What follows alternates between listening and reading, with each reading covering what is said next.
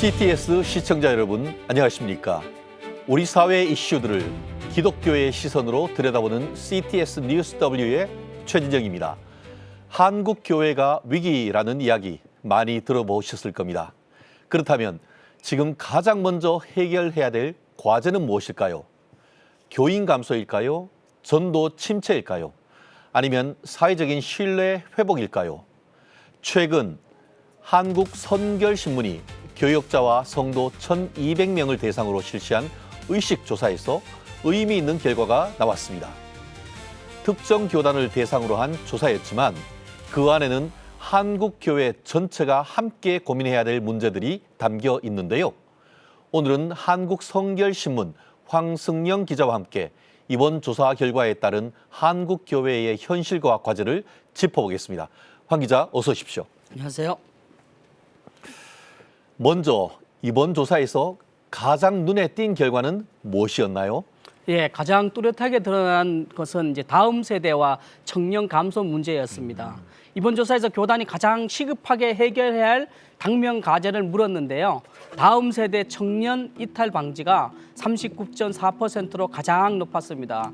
이어서 이제 교세 감소, 전도 침체 극복이 29.3%, 교회의 신뢰성 회복과 공공성 강화가 27.8%로 그 뒤를 이었고요. 목회자 수급과 이제 신학 교육 문제가 26.4%로 나타났습니다. 이 결과는 이제 한국 교회가 단순히 교인 감소만 문제 걱정하는 것이 아니라 더 근본적인 문제가 교회를 떠나는 다음 세대의 문제를 꼽았습니다. 교회는 이제 한 세대만으로만 유지되는 것이 아니니까 믿음이 이제 다음 세대로 이어져야 되니까요. 이 다음 세대 감소 문제가 가장 큰 문제로 그렇게 드러난 것입니다. 청년들이 교회를 떠나고 가정 안에서 신앙의 전수가 약해지고 결국 이것이 이제 교회의 위기로, 교회의 감소로 교회 기반 자체를 흔들기 때문에 이런 결과가 나온 것 같습니다. 아, 그렇군요. 정말 한국 교회의 문제를 정면으로 다룬 여론조사 결과인 것 같습니다. 다음 세대 문제가 단순한 교회 학교의 문제가 아니고 한국 교회 전체 미래의 문제다라고 본 것인 것 같은데 어떤가요? 네, 그렇습니다. 이번 조사에서 중요한 점은 다음 세대의 문제가 다른 현안들과 따로 떨어져 있지 않다는 것입니다. 다음 세대가 줄면 자연스럽게 교세 감소로 이어지고 교회 학교가 약해지면 청년부와 장년 세대로 이어지는 신앙의 흐름도 약해집니다. 또 젊은 세대가 줄면 신학과 지원자 감소와 목회자 수급 문제로도 연결될 수 있습니다. 실제로 이제 이번 조사에서도 다음 세대에 줄어드는 문제와 교세 감소, 사회 실력 회복 이런 것이 높은 응답률로 나왔는데요. 이는 한국 교회 현장이 이 문제들이 서로 연결된 구조로 이어지고 있다는 것을 볼 수가 있는 것입니다. 다음 세대의 위기는 유초동부나 중고동부 한 부서의 문제가 아니라 한국 교회 신앙 전수 구조와 연결돼 있다는 것을 잘 설문조사에서 잘 드러나 있습니다. 그렇군요. 다음 세대의 위기, 교회의 문제의 핵심이다라고 지금 떠오른 것 같습니다. 교회 역시 AI 시대를 피할 수 없을 만큼 AI에 대한 인식도 눈에 띄었습니다. 관련 설문 결과 한번 소개시켜 주시죠. 예, 목회자가 설교 준비에 AI를 활용하는 것에 대해서 응답자의 46.2%는 자료 검색과 정리 등 보조 수단으로 활용해야 된다는 응답이 가장 높게 나왔습니다. 이걸 포함해서 전체 약 90%가 AI 활용 자체는 수용할 수 있다고 그렇게 봤습니다. 그런데 동시에 교회가 AI 시대에 가장 먼저 준비해야 할 과제로는요, AI 활용에 관한 신학적, 윤리적 기준 마련이 46.3%로 가장 높게 나왔습니다. 한국 교회가 AI를 무조건 거부하기보다 목회를 돕는 도구로 받아들이면서 AI가 목회자의 영성이나 설교자의 책임을 대신해야 된다는 안 된다는 분명한 경계는 갖고 있다는 뜻입니다. 설교는 단순한 이제 정보 전달이 아니고 말씀 앞에서 씨름하고 성명을 조명하는 영적인 그런 것으로 보기 때문에 AI한테 무조건 맡길 수 없다는 것인데요. 이제는 이제 AI를 쓸 것인가 말 것이라는 거는 지나서 이제 어떻게 사용할 것에 대한 기준을 세워야 할 시점입니다. AI 거부할 것은 아니고 수용하되 그 한계는 분명히 해야 된다. 이렇게 정리가 되는 것 같습니다. 목회 환경 변화와 관련해서는 목회자의 이중직에 대한 인식이 달라지고 있다라는 것이 확인됐다고 하는데 이 부분도 상당히 흥미롭네요. 네, 현실적인 결과가 나왔다고 봐야 되는데요. 기독교 대한성결교회는 사실상 이제 중도 보수 정당이라고 해서 진보와 보수의 가운데에 있는데요. 예전에는 헌법 개정안으로 올라왔을 때는 부결됐었거든요. 근데 이제는 시대의 변화에 맞춰서 현실적으로 허용해야 된다는 응답이 36.3%로 가장 높았습니다. 이게 목회자 생활 지원과 미자립 교회 중심으로 허용해야 된다는 14%까지 합치면은 상당한 유연한 접근으로 볼 수가 있습니다. 반면 이제 목회 전면 원칙을 유지해야 된다는 응답은 17%에 그쳤습니다. 과거에는 이중직을 두고 찬반 논쟁이 강했습니다. 하지만 지금은 작은 교회, 농촌교회, 개척교회 이제 재정 환경이 많이 달라졌지 않습니까? 목회자인 사례비로만 생활하는 경우는 굉장히 어려워졌지 않습니까? 그래서 이런 시대적 변화에 따라서 이제 목회자 이중직도 허용할 필요가 있다는 그런 응답이 이번 설문조사에도 다시 확인되었습니다. 아, 그렇군요. 이상론과 현실론 중에 정말 냉혹한 현실을 어느 정도 수용해야 된다라는 그런 흐름도 나타나는 것 같습니다. 목회자와 장로, 이 정년 문제도 이슈가 되고 있는데요. 이번 조사에서는 어떤 결과가 나왔는지 한번 설명해 주시죠. 예, 목회자와 장로의 이제 정년 연장은 우리 수명이 늘어나면서 요즘 한국 교회의 가장 최근 이슈로 등장하고 있는데요. 현행 전쟁을 유지해야 된다는 응답이 42.3%로 가장 높았습니다. 만 70세를 얘기하는 거거든요. 다만 이제 정년 연장이 필요하다는 응답과 정권부로 검토할 수 있는 응답을 더하면 27%가 넘었고요. 교회 자율 결정 응답까지 포함하면 36%에 가까워서 단순한 이제 찬반으로 보기엔 어려운 결과가 나왔습니다.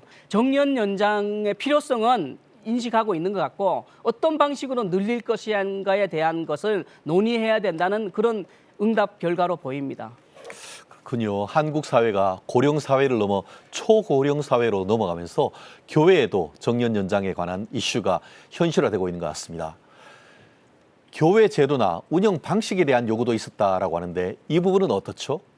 네, 이번 조사에서 이제 교회와 교단에 요구하는 것 중에서 하나가요. 지방이나 교단의 행정 간소화를 현실적으로 이제 간소화해야 되는 요구가 높게 나타났습니다. 총회 지방의 행정 간소화가 48.1%로 총회 요구하는 상황 중에 가장 높았고요. 이어 재정 관리가 37.5%, 그 헌법 이나 법 관련 시행 규칙을 정비해야 된다는 게 31%로 뒤를 이었고요. 정년 제도가 24.7%, 그러니까 목사 청빙 사임 규정 그런 것을 손봐야 된다는 것이 21.8% 순이었습니다. 특히 작은 교회일수록 행정 간소화 요구가 높았는데요. 50명 이하의 교회에는 행정 간소화 응답이 58.7%로 전체 평균보다 높게 나타났습니다. 이거는 교회 현장이 느끼는 부담으로 보여지고 있습니다. 작은 교회일수록 행정과 신방, 전도 이런 것들을 모두 다 감당해야 되니까요. 이런 상황에서 복잡한 행정 절차보다는 사역의 에너지를 뺏는 그런 부담을 줄여야 된다는 것입니다. 한국 교회가 이제 교회 회복을 말하면 현장 목회자가 본질적인 사역에 치중할 수 있도록 비본질적인 제도라든가 이런 법은 갈수록 효율적으로 그리고 간소화해야 된다는 그런 목소리가 높게 나타났다는 것으로 볼 수 있습니다. 그렇군요. 특히 작은 교회, 미자립 교회, 농촌 교회의 부담 이런 부분을 어떻게 합리적으로 완화시켜줄지 좀 고민을 해야 될 그런 부분인 것 같습니다.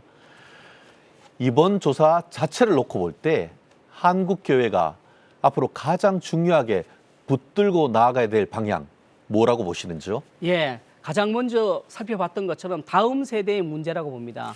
한국 교회는 이제 다음 세대 사역이 선택 사항이 아니라 생존의 문제로 봐야 할 것 같습니다. 교회학교가 이렇게 사라지고 청년들이 떠나는 현실을 단순히 시대 탓으로만 돌릴 것이 아니라 교회가 어떻게 다시 신앙을 전수할 것인지를 진지하게 고민할 때라고 이번 설문조사도 그렇게 말하고 있는 것 같습니다. 두 번째는요, 목회 구조의 전환입니다.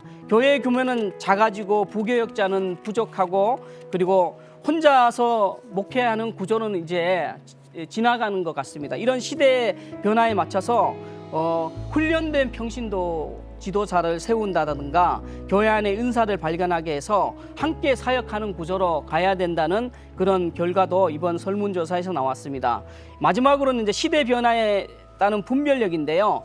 AI나 이중직 행정개혁 같은 문제는 모두 변화한 시대에서 교회가 어떻게 복음을 전할 것이고 복음의 본질을 지킬 것인가에 대한 문제와 연관되어 있습니다.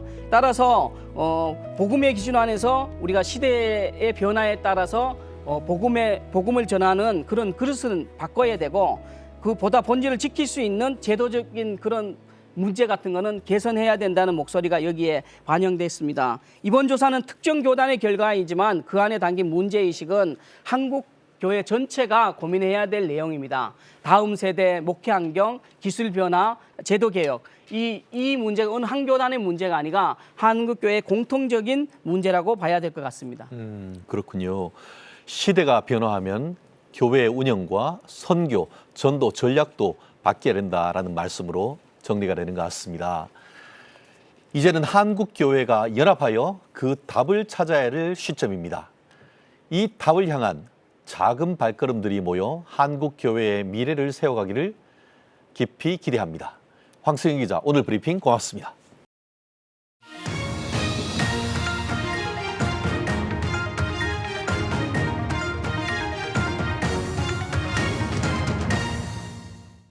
여름방학과 휴가를 맞아 여름 단기 선교를 나가는 분들이 늘고 있습니다. 많은 교회와 성도들이 뜨거운 열정을 가지고 선교지를 향하지만 전문가들은 그 무엇보다 중요한 것이 안전이다라고 입을 모으십니다. 안전 준비가 부실하면 사역은 실패로 이어질 수밖에 없다라고 하는데요. 오늘은 단기 선교 시즌을 맞아 안전 교육에 대해 한국위기관리재단의 김민수 팀장과 함께 상세히 짚어보겠습니다. 팀장님, 어서 오십시오. 안녕하십니까? 네, 반갑습니다. 단기 선교를 나가는 데 있어서 안전이 가장 중요하다라고 하는데 그 이유가 무엇일까요? 단기 선교의 본질은 하나님께서 맡겨주신 영혼을 섬기는 것이지만 그 사역을 수행하는 선교대원들 또한 하나님께서 너무나 사랑하고 귀한 존재들로 만들어 주셨습니다. 열정만 앞세워 안전을 도외시한다면 자칫 현장에서 예기치 못한 사고가 생길 수가 있고 이는 곧 선교대원들에게 극심한 스트레스와 깊은 피해와 트라우마를 남겨주게 됩니다. 선교를 마치고 돌아온 후 선교에 대한 사역의 열매에 대한 기뻐함보다 그들은 후유증이 남는다면 건강한 선교라고 보기는 어려울 것입니다. 안전은 단순한 행정적인 절차가 아니라 하나님의 사역, 하나님의 선교에 끝까지 온전하게 완수할 수 있도록 최소한의 노력, 또 핵심 필수 사역이라고 말씀드리고 싶습니다. 아, 그렇군요. 구한말에 정말 미국으로부터 많은 선교사님들이 들어오셨는데 그때 풍토병으로 돌아가신 분들을 비롯해서 사실 지금 생각하면은 많은 사건 사고가 있었는데 21세기 선교는 뭔가 안전한 선교가 돼야 한다라는 교훈이 있는 것 같습니다. 그렇다면 실제 선교지에서 안전 사고들이 실제로 많이 일어나고 있는지 궁금합니다. 최근 통계에 따르면 해외에서 우리 국민이 연루된 사건 사고 인원이 4년 동안 2배나 증가하여 26,905명에 달하고 외교부나 문체부, 국정원 등 정부 기관에서도 안전사고 위험에 노출되고 있다는 지적을 계속해서 하고 있습니다. 아, 그렇군요. 그렇다면 선교지에서 안전이 확보되지 않을 때 어떤 사건, 사고들이 반복적으로 발생되어 왔는지 대표적인 유형 몇 가지 좀 짚어주시죠. 가장 흔하고도 치명적인 것은 일반 사고입니다. 예를 들어 현지 지리에 어둡거나 도로 사정이 좋지 않음에도 불구하고 무리해서 이동할 때 교통사고가 발생을 합니다. 또 현지 기후에 적응하지 못해서 발생하는 온열 질환, 그리고 에볼라 바이러스나 메르스, 한타, 또 댕기열 등 이런 각종 질병들의 피해도 많이 있습니다. 또한 위상 문제로 인한 심각한 식중독 등 또 물놀이 사고 등도 많은 피해를 받고 있습니다.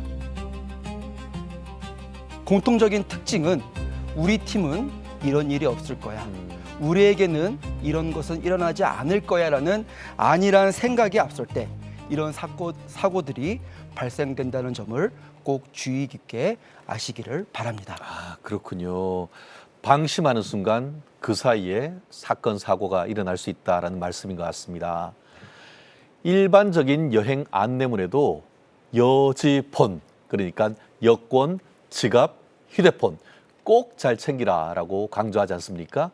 그런데 요즘 단기 선교 현장에서 특히 휴대폰 분실 사고가 종종 발생한다라고 들었습니다.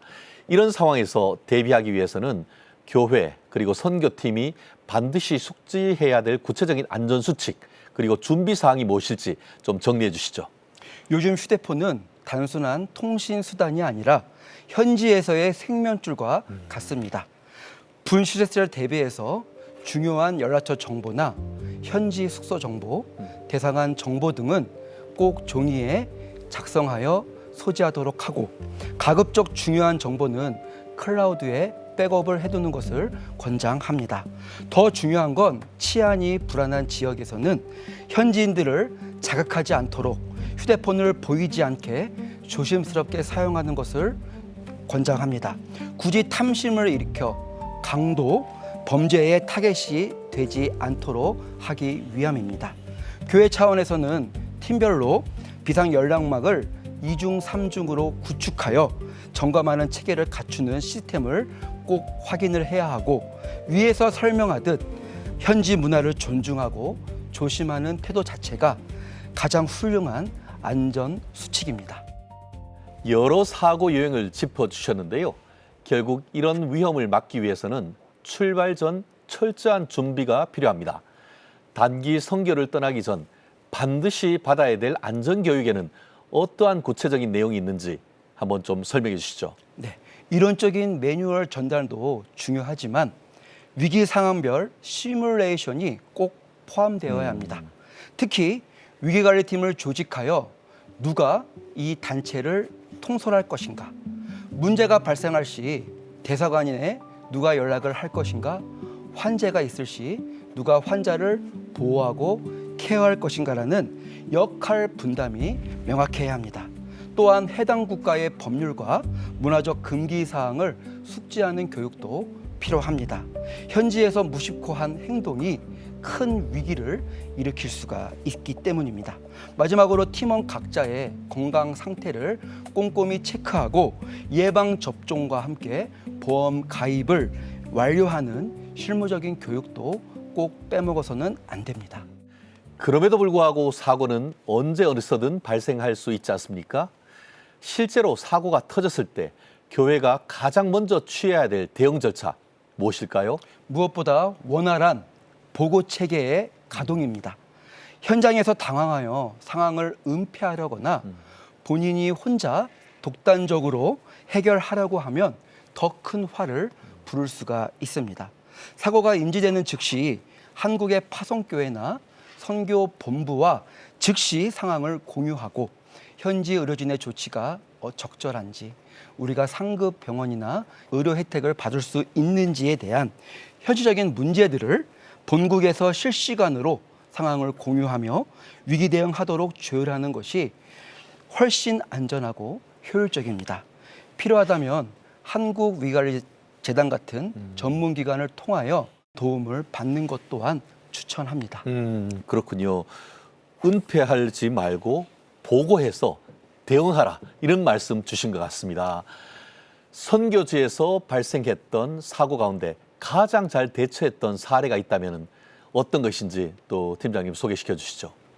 예전에 현지 차량이 전복되어 큰 부상을 입은 팀이 있었습니다. 당시 리더가 그럼에도 불구하고 잘 대처했던 것은 사고 직후 당황하지 않고 현지 대사관과 한국 본부에 즉시 상황을 공유하고 알렸습니다. 덕분에 신속하게 더 나은 의료시설로 이송할 수 있었고 최소한의 피해를 막을 수가 있었습니다.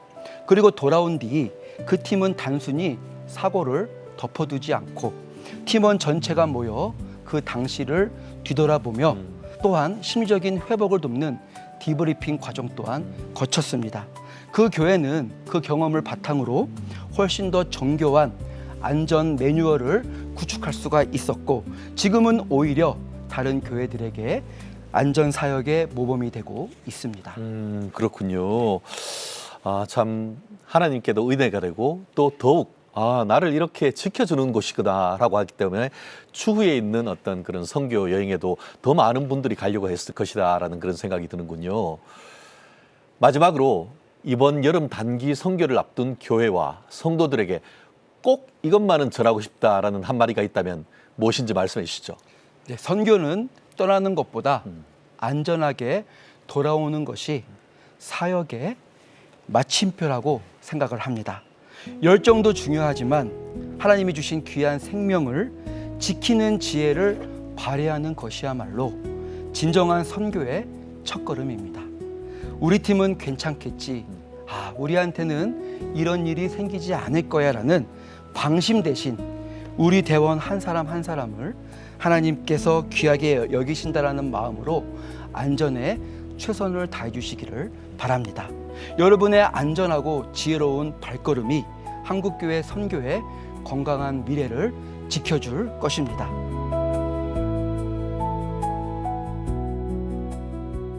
또한 선교 현장에서의 단기 봉사는 단순한 활동이 아니라 양국 간의 우호 협력과 이해 증진 등 민간 외교 역할을 담당하는 소중한 기회가 되기도 합니다. 반면에 문제가 생기면 국가 간에 정말 안 좋은 영향을 줄 수도 있습니다.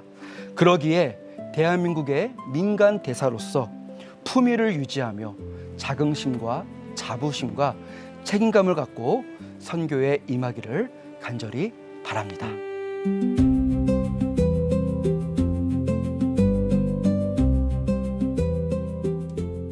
하나님이 지켜주시겠지라고 방심하기보다 하나님께 누가 되지 않고 그 선교가 오히려 은혜롭게 되도록 미리 철저하게 준비하는 것 정말 필요한 것 같습니다. 단기 선교의 열정만큼 중요한 것은 안전입니다. 안전은 사역을 지켜내는 최소한의 장치이자 하나님께서 맡기신 영혼을 끝까지 섬기기 위한 지혜라는 것을 꼭 기억하시기 바라며 이번 여름 한국교회가 안전한 발걸음으로 건강한 선교의 열매를 맺기를 기대합니다. CTS 뉴스 W 오늘은 여기까지입니다. 한국교회가 주목해야 될 진짜 뉴스로 다시 찾아뵙겠습니다. 시청해 주신 여러분 고맙습니다.